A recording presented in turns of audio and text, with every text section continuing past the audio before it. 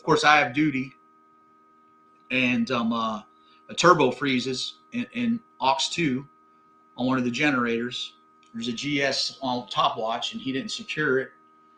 So it's like midnight. Everybody else is out drunk because we're in what do you call it, Bogota, Colombia. But you had midnight liberty, so everybody comes back drunk. But anyway, the thing freezes and catches fire. So all I hear is Class Bravo fire, wardroom pantry. So I ran up there, and I'm like, I know it ain't a Bravo fire in the wardroom pantry.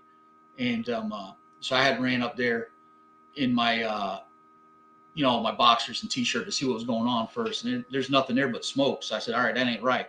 So I went down and went into CCS, and I'm talking to the GSE, and he's like, yeah, you know what happens. But I wasn't qualified EOD yet, but there's a GSE 1 who was. So I said, all right, you stay in here. I'll go deal with this fire.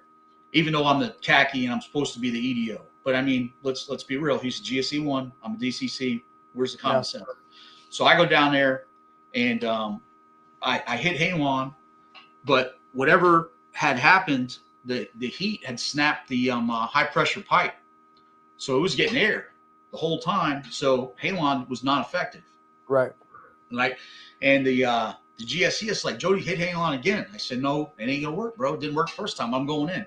So I put on an SCBA and went down there and put that fire out. But that was the only fire I ever had to actually engage on a ship that was for real. Like, so if you could have went with PKP, what if you went with PKP? And I'm like, absolutely not. And it's like, why not? I said, because there's electrical components, and PKP has no reflash capabilities, and we were getting oxygen in the space, and CO2 failed, so PKP is just going to make it a mess. I'm not going to be able to see what's going on in the box, and it's just not going to work. He's like, I'm going to ask you again. I said, well, I'm not going to change my answer. There was an LDO engineman, and he really wanted me to change my answer. I'm like, I'm not changing my answer. And then he's like, well, you're the EDO. Why didn't you stay in CCS? I said, well, what would you do if you're a DCC and you got a GSE 1 who is the EAL qualified person in the section?